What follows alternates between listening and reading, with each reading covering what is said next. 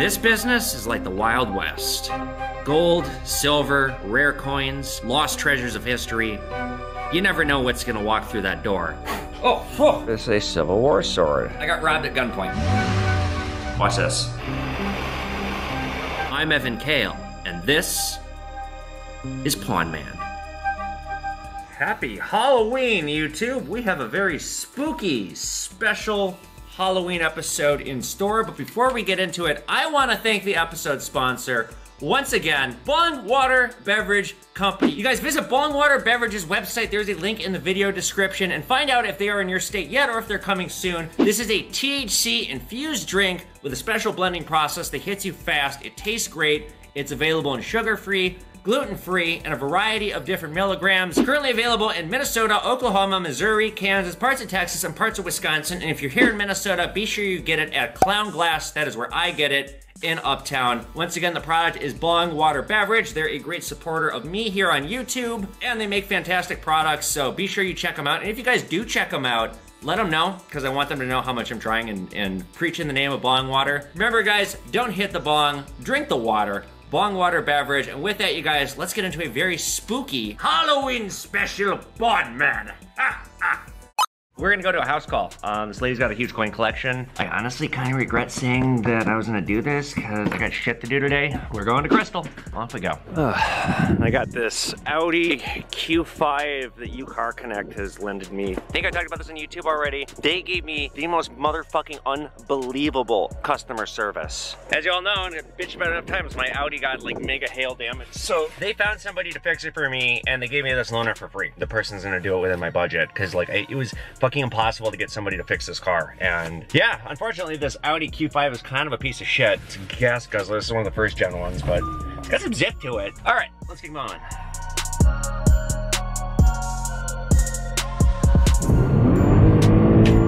Woo! Burned like 2 gallons of gas.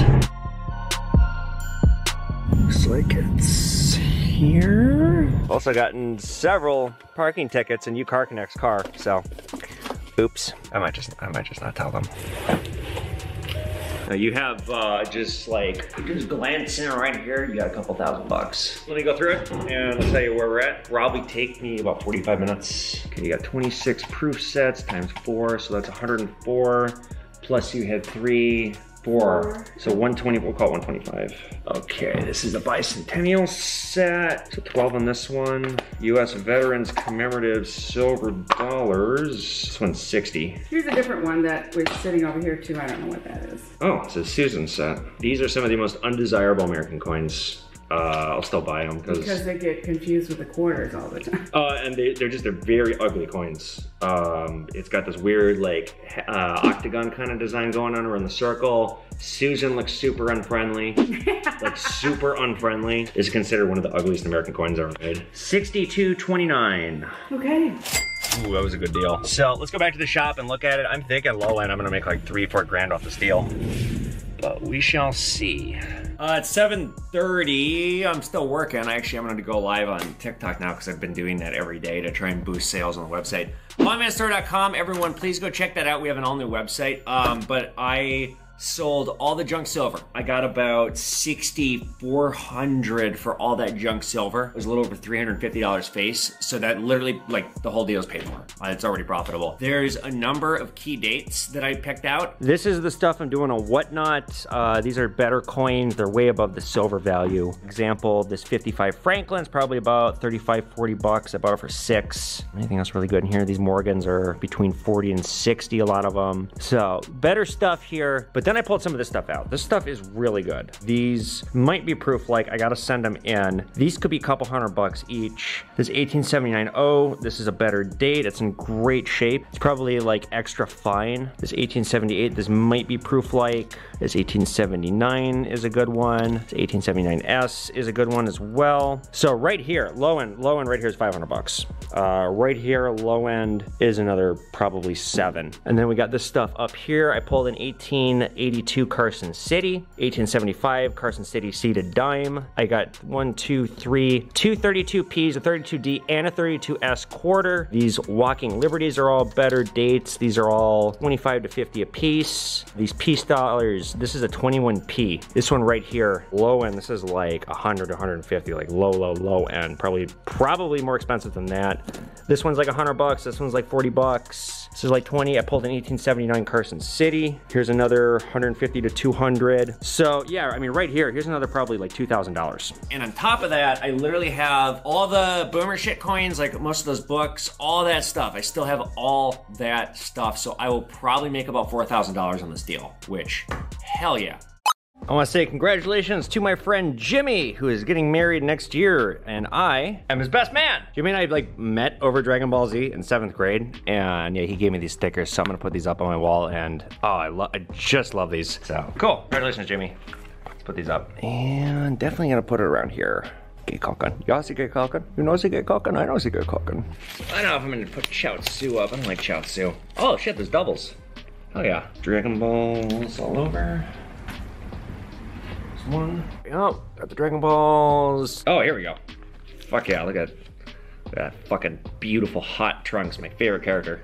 All right, yay. All right, I just had somebody sign up for both the Pawn Man Numismatic Club and the Bullion Club, so I'm sending them this MS-70 Year of the Rabbit. It's pure silver, it's reverse proof. An 1885 MS-63 Morgan, and I'm also including this little sample pack of North Korean coins because they are the first person to sign up for both. So again, you guys, Shopify, pawnmanstore.com. Sign up, it's $110 if you just want to do it once and not have it recurring. Otherwise, it's $99 for each club. The Numismatic Club has multiple tiers. The tiers go all the way to 500. I mean, I'll give you really nice coins. There's satisfaction guaranteed. So check that out on pawnmanstore.com. And thank you to this person for signing up for both. I gotta show you guys this. I just got the markup from Manhattan Neons. They're gonna be sponsoring an episode. They traded me sponsorship for doing this. I have an all new Whatnot studio that I'm doing my auctions from. So be sure you guys follow me on Whatnot. If you don't have it, the Linktree link in the video description. If you click on that third option down, it takes you to Whatnot. You get a free $15 just by using my code to download the app Whatnot. They're live auctions. So they're gonna be sponsoring an episode, but this is, I just got this first markup and this is so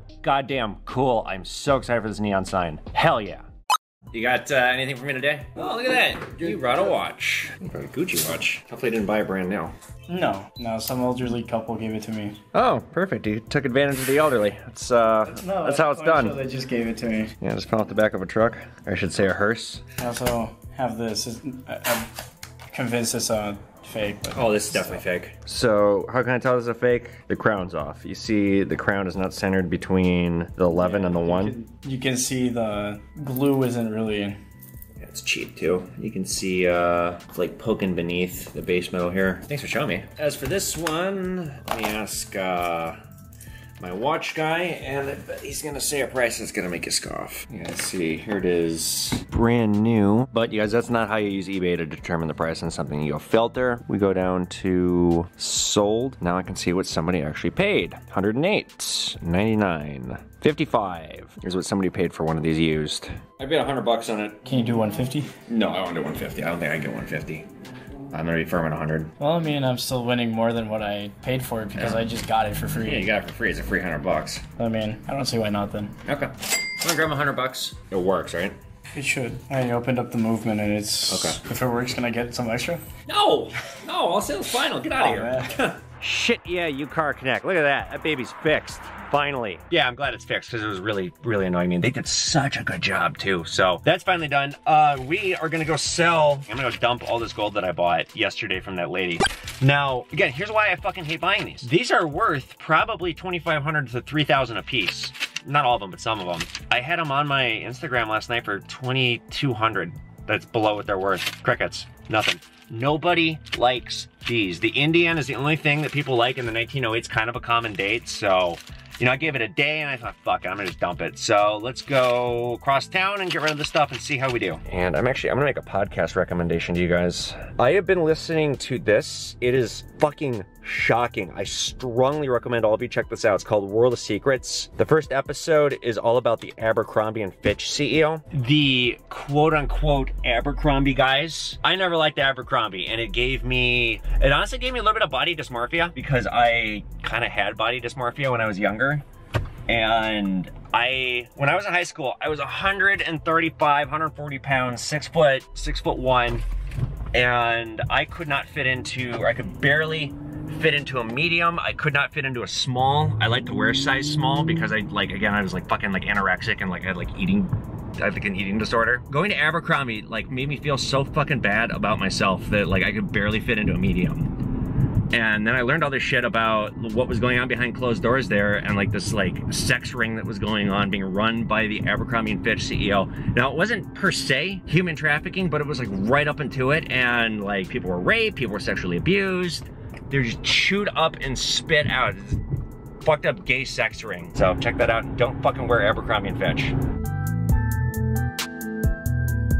30 minutes later, I bought those right. I bought those just right. I got $87.90. So I made $590 off of that, which I thought I was gonna make about $1,000, but I'm glad I didn't pay any more, because that's, for a transaction like this, that's about the kind of margin, like bare minimum, I'm gonna want. So keep in mind, you guys, those St. Gaudens coins, they make a lot of them. There's a few key dates, but by and large, they are dogs. Don't pay more than the gold value for them in the wild, unless you're collecting them or you have a graded one that is a nice example. But yeah, just by my experience, it's one of my least favorite things to buy, because people are like, well, isn't there a numismatic value? Yeah, sure, but I'm not gonna fucking pay that, because it's gonna sit forever. I'm not gonna sell it. When I do, guess what? Gotta pay sales tax on it. So, lesson learned. All right, let's get back to the shop. This is like cartoonish. There's somebody trying to commit like mega fraud on our website. Luckily, like one on Shopify, it gives you a fraud alert, or it'll tell you like, holy shit. This guy first tried to buy a 1/2 ounce, and then that didn't work. Then he's doing 245, trying to buy a 1/10 ounce, and like different card, different card, different card, different card, different card, different card, different card. And then finally one of them went through. Yeah, I don't think so. Well, this in front of me is probably my greatest buy in my career. Let me show you what I got. So I got a bunch of McDonald's tokens that I send in, these Big Mac tokens. Every time I buy these Big Mac tokens, I keep them because I think they're great buys. Anything McDonald's related is a smart idea. But here we go, check these out. 1, 2, 3, yeah, these 4 here. Look at that, this Ike I sent in, I think I paid $8 for this Ike. It's probably worth at least $100 bucks. This is going to my private collection. Okay, this is a counterfeit. Somebody sold this to me claiming that this is what Argentinians gave Nazis that escaped and got over there. This is fake. Now, they wouldn't grade my 4chan coin. I send this as like kind of a fuck you to them because it's funny. Like, here, what's my terrible Nazi coin worth? What about this one? Oh, what the fuck? They wouldn't grade this? This is not counterfeit. This is an officially licensed product from China. Interesting. This is definitely not fake. This came from, like, this is made in China. This is a Chinese bullion. Oh, plated outside on mint. I see what they're saying. Oh, I see, because they plated it after the fact. They're calling it fake. Okay. This is the greatest buy probably in my career. These 4 coins here. This is the Princess Diana, the Work Continues sterling silver proof set. This is all 4 coins. They only made 10,000 of these sets. Now, I bought these about 8 or 9 months ago. Yeah, I'm not gonna get into why it took so long, but these coins, this 4 coin set, I paid the metal value. The set, I paid $80 for the set, 20 bucks a coin is what they melted at. I looked at this set and I thought, 1, anything Diana's expensive. 2, these are sterling proofs. 3, original box papers. It came with all the original. I have it at my apartment, I gotta bring it back here. But this is the full 4 coin set, and I threw out a price. He said okay, and that was that. And then I started trying to look it up, and I spent about an hour combing the internet trying to find. I couldn't find a single thing on this coin set. Finally, I just gotta send it in. Whatever, send it in. This is these Proof 69 deep cameos. That's what they all scored. This is the top one known. This coin set is worth whatever I want. There's literally not another example on the internet. I could probably, and I'm gonna ask for $10,000. Home run. Home fucking run on these coins. Now, will I get it? That's another story entirely. But the simple fact is, I have the top population of one of the rarest sets out there. Now, there's what I easily found was the clad version, and those are a couple $100 each. This is the sterling proof one. This one is way more rare. Again, I looked. I spent more time. I probably spent about 3 hours trying to find this coin set. I cannot find it anywhere. So I'm gonna ask 10,000. Now, I considered sending it to Heritage Auctions and letting it go up for auction, but 1, that's a wild card, and 2, the big auction houses will take upwards of 30%, sometimes more. There's no reason I can't sell this set myself. So we'll see what happens. I'm gonna make a TikTok today, but Talk about something spooky in just a minute here, but before we talk about something spooky for Halloween, let's talk about something sweet, because this is really a wonderful story. So I bought this a couple days ago. This is a 125-year anniversary pure silver Hershey Kiss, celebrating 125 years of the Hershey Kiss. But let's talk about Hershey's chocolate, and where it all came from, and just how awesome of a story this is. I actually didn't know this until I researched this. Born in 1857 in Pennsylvania, Milton Hershey knew what he wanted to do very early on in life. He loved candy, and he failed quite a lot in business early on. He attempted when he was 18 to open a candy store in Pennsylvania. That failed. He tried one in Chicago. That failed. He tried one in New York. That failed. He came back to Pennsylvania in the 1880s, and he started a caramel business, and that was very successful. It was called the Lancaster Caramel Company, and it utilized fresh milk from nearby farms to produce caramels, which were kind of like a new delicious candy that the public loved. But at the 1893 World's Fair, Hershey went there and he saw a chocolate making machine. Now at the time, chocolate was a luxury. It was not as easily accessible as it is today. It was viewed as a treat for the rich, and he thought, well, surely there's a way to reset this, do something with this to make it more affordable for everyone. I think that's the future, he thought, over these caramels. I think that's kind of a dying novelty. So in 1900, he sold his caramel business for a huge profit, and he decided, I'm going all in on chocolate. He created the formula for milk chocolate, which was then primarily made in Switzerland. It was more of a European thing than here. He wanted not just to build a new company that focused on chocolate, he wanted to build an entire community. Welcome to Hershey, Pennsylvania, which exists to this day, the township. He wanted a place that was all-inclusive for his workers. He really cared about his workers and the people who worked for him, and he wanted to just do something to show that he cared and was willing to build an entire support network for his workers to make this dream of his, this grand vision of chocolate come true. In 1907, they unveiled the Hershey's Kiss along with the Hershey's chocolate bar. It was massively popular. He certainly had succeeded in bringing chocolate to the masses. Now, even during downturns, even during hard times of business, he demonstrated to his workers that he had a lot of compassion for what they did for him. He wasn't going to kick them to the curb. During the Great Depression, rather than laying his workers off, he gave them projects to do so that he could keep them employed. He had them build a school in the township. He had them build a hotel. Frickin' town exists because of this man, Milton Hershey. He also was a patriot that cared a lot about the American war effort. He created these ration bars during World War II, these chocolate bars that were resistant to melting in the tropics, so that American soldiers fighting against the Japanese, could enjoy some chocolate and it wouldn't melt in their pocket in the freaking 150-degree jungle. Hershey passed away in 1945, but his legacy lives on to this day, not just for his American entrepreneurialism, for the fact that he just, through and through, seemed like a really, really good dude. He made a school for orphan boys, and that school still exists to this day. He was a staple of philanthropy. He donated quite a lot of money in his lifetime. He was not a fat cat, despite getting rich off of a fattening product. And through a series of good business moves, mergers, acquisitions, Hershey to this day remains a staple not just of American candy, but American business. It is a massive company, and it's just an incredible story of American, really just the American dream right here. Now, as far as this thing goes, what did I pay on this thing? It's worth about $100, maybe a little bit more. It's on my Shopify site. This is probably sold by the time you guys are looking at it, but well, it's fun to talk about Hershey really quick. All right, let's talk about something scary. Once again, you guys, I want to thank the episode sponsor, Bong Water Beverage Company. Check out Bong Water Beverage Company's website. There is a link in the video description. They are a THC-infused drink that I cannot recommend enough. Please check them out, and if you do check them out, send them a message and let them know that I turned them on to you. Turned you on to them. Sure. Another thing really quick, you guys, I was gonna carve a pumpkin, but I couldn't find my pumpkin carving kit, and I honestly didn't have time today, so we're just gonna forego both me wearing a costume, because I was gonna do that, and I think this is enough, so. Well, you guys, for this very spooky Halloween special, third year in a row, we are talking all about horror movies and horror movie memorabilia. The horror genre has drawn fans for centuries, and is responsible for some of the largest cult followings in pop culture, and it's one of the most successful genres, especially in the film aspect, that there is. Really quickly, I don't want to talk too much about this. You guys, or most of you know, I have a movie background. I tried to be a screenwriter and a movie producer. It was the hill that I died on in my 20s. That's how I learned how to film stuff so well. My first undertaking in trying to be a movie producer was making a low-budget horror movie, and the reason for that is horror is the cheapest genre to make. It's also the hardest genre to make because it is really hard to authentically actually scare somebody. That's why so few horror movies are good, because so few horror movies are actually scary. Now, horror is attributed to gaining its roots in our modern society through the Inquisition. This is where witchcraft was illegal and hunted down. Burn the witches! She turned me into a newt. A newt. We got better. But the idea of witches out there scared the shit out of everybody, especially because, you know, Christianity was so popular, and this was the antithesis of Christianity. This is, what do you want to call it, Luciferianism?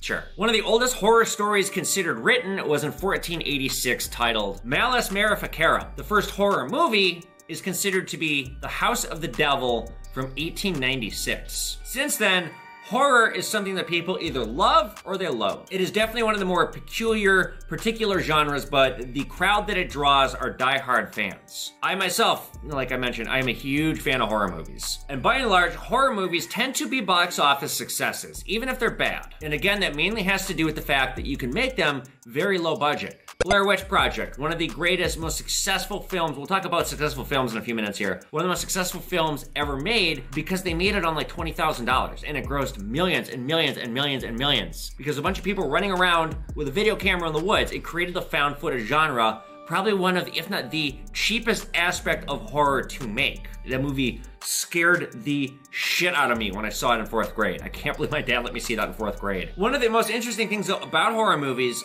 oftentimes they become successful long after they're released at the box office. Other times, items affiliated, memorabilia affiliated with these horror movie properties, again, become sought after the film comes out. Pun intended, it's almost like the film is a zombie. One of the most expensive VHS tapes that I found is Silent Night, Deadly Night, which was critically, not panned, but it's 46% on Rotten Tomatoes. It had a budget of $750,000 and a box office of $2.5 million. A VHS copy is ungodly rare. You can find a VHS copy cheap end, $10,000. This, of course, it's got to be in sealed format. And say, speaking of which, neither here nor there, did you guys know that you could get VHS tapes graded now? They do grading for VHS. I think that's a scam, personally, but fun fact. Now, this is also something that is unknown largely by the younger generation. Younger people don't really go after VHS tapes. Me being born in '89, and obviously I grew up with Blockbuster and the whole VHS craze, but VHS tapes, if they're rare like this, they can get very expensive. And sometimes these horror movies that are hard to find as is, if you have it in a VHS, again, they can be hundreds to thousands of dollars, case in point this film. Now, horror movies don't always have to be terrifying to be loved by audiences alike. Example, the Silver Age of horror, the 1950s, early 1960s. These are not scary films, but they're widely considered to be holy grails amongst horror movie enthusiasts, the staples of the genre. Other examples, Alfred Hitchcock movies. Now, I do think some of Hitchcock's movies I think are scary, you know, not like, oh God, I can't look, more like, oh God, that's kind of disturbing. Like The Birds is creepy. Psycho, very creepy. Do you go out with friends? Well, a boy's best friend is his mother. Many movies made during this time period are considered to be, again, staples, classics of the genre. Another very popular aspect of horror movies is Stephen King, The Shining, which, interesting fact, Stephen King hates the Stanley Kubrick Shining. I think The Shining is the scariest movie ever made. A little slow tonight, isn't it? There's a documentary called Room 237. It's all about the conspiracy theories behind The Shining. Was it Stanley Kubrick silently telling everybody that he was involved with the faking of the moon landing? Is it him confessing to other secret projects that he had been working on? What is he trying to tell us with all this subtext in this movie? It's why I like The Shining so much, is every time you watch it, you can catch something new that you didn't see before. Like I said, Stephen King, he hates the movie, and there's a ton of little things that Stanley Kubrick did as an FU to Stephen King. One of them, there's a scene where the other guy who shines, he's driving up the mountain, and he passes a Volkswagen Beetle that's been crushed, and it's because the family drives a Beetle in the original movie, and crushing that Beetle was Stanley Kubrick crushing Stephen King's book and making his own thing. Anyway, no matter what, most people would say there's one horror movie that they like. People tend to really like the genre, and people tend to pay a lot of money for collectibles related to the genre as well. Case in point, most things we cover on here have followings, have collectings, have big ticket items. Horror movie memorabilia is certainly one of them. Horror movie memorabilia can also get really expensive too, depending on what is the movie, how impactful is it to the culture of the horror movie movement, you know, to horror movies as a whole. Is this from the remake of The Hills Have Eyes 2? Or is this from the original Shining? That makes a really big difference in price. How impactful was the movie in terms of pop culture? Some of the most expensive items are costumes or props from movies. Other items include movie scripts that are signed by cast, movie posters. For example, one of the most expensive items that I found in this field, the axe that Jack Nicholson uses in The Shining, you know, here's Johnny! $209,000. Just the axe, the original axe, sold in 2019. Let's talk about just a few others that I found. The mask from the Trilogy of Terror also fetched over 200 grand. The ruby slippers from The Wizard of Oz. Not a horror movie today, but back then, The Wicked Witch and the Flying Monkeys, people thought that was scary. Frankly, what's really scary is all the terrible things that happened behind set on that movie, but that's neither here nor there. In 2018, one of the few surviving slippers worn by Judy Garland sold for $3 million. And interestingly, another pair was recently recovered from here in Minnesota. Some guy just pled guilty. He stole them over 20 years ago. He pled guilty to felony theft. He's going to prison. But they recovered another pair recently. Hannibal Lecter's straitjacket and mask from Silence of the Lambs, one of my favorite movies, by the way. I ate his liver with some fava beans and a nice Chianti. That went for 200 grand. Norman Bates' dress from Psycho. I actually could not find a price point on that, but it's gotta be hundreds of thousands of dollars. Other cool examples, Reagan's possessed costume from The Exorcist. Again, I could not find a specific dollar amount, but that went for big dollars. Same story with Michael Myers' mask and the Nosferatu vampire fangs from 1922. I have more of a hard time finding prices on some of these items than I usually do. When you're collecting these items, there's really 5 or 6 different brackets that you could break horror movies up into. You have the silent era, of course, starting from the 1890s, going all the way up until about 1930 when you start getting talkies. Then you have the 1930s and 40s. You have the Universal collection, monsters like Frankenstein. This really beefs up the horror movie genre. We kind of get a lot of classic staples, classic themes in horror movies, classic monsters. Then you have the Silver Era, considered by many to be the best era of horror movies, and this is where you have kind of the creature features. But then in the 1970s, you really start to get some terrifying films, and that's because you have, you know, movies like blaxploitation films, you have just these over-the-top extreme nudity, extreme violence, and then you, of course, get from the horror angle, extreme violence and just extremely scary stories. This is where you get the modern slashers, things like the Texas Chainsaw Massacre, where I believe that was from 1972, and actually I just rewatched that this week. Fabulous. But that's where, I mean, you got this big hulking guy and he grabs the beautiful girl, fucking rips off her shirt, you see her boobs, and he just sticks her on a meat hook while she's still alive and screaming. You get just over-the-top violence, and you get a lot of really scary movies as well, too. Movies like Halloween, Friday the 13th. You also start to see horror conventions becoming a thing. Horror is really become a staple of pop culture. And then the last is kind of the 90s until the present with the rise of the internet, technology. You get the found footage movies. And this is really where horror memorabilia starts to take off, and you start to see some of the price points that you're seeing at auction today. Now, to cap it off, what are some of the most successful horror movies of all time? Well, that's kind of a loaded question. In terms of box office revenue, Stephen King's It, the remake from 2017, grossed over $700 million. In terms of critical acclaim, there's a few, Psycho, Rosemary's Baby. I would honestly say probably Get Out is probably the most critically acclaimed horror movie. Scary movie, too. Excellent, excellent film. Frankly, I feel that movie got snubbed for Best Picture. And speaking of which, The Silence of the Lambs is the only horror movie to win Best Picture. In terms of cultural impact, Night of the Living Dead, 1968, created the zombie genre. And in terms of audience reception, not critical reception, audience reception, Nightmare on Elm Street and The Conjuring, actually from 2013, seem to be the most well-received by audiences. But those are just a few examples. Personally, I think box office is wrong. I think the most successful horror film of all time is probably Blair Witch Project, just given how small of a budget it was made on and how much not only of a cultural impact it went on to have, but just the money in versus money out. There's nothing even close to it. You guys like horror movies? If you do, what are some of your favorites? If you don't, tell me why you don't like horror movies. And do you have any horror movie memorabilia? I had a friend growing up, my God, his horror movie collection puts in the 40-Year-Old Virgin, Steve Carell's toy collection, it puts it to shame. The guy had like anything and everything you could think of. And that's the magic of horror films and horror memorabilia. You want to talk real magic and horror and film? Watch a snuff film. There's some magic. Just ask Tickle Monster Gal.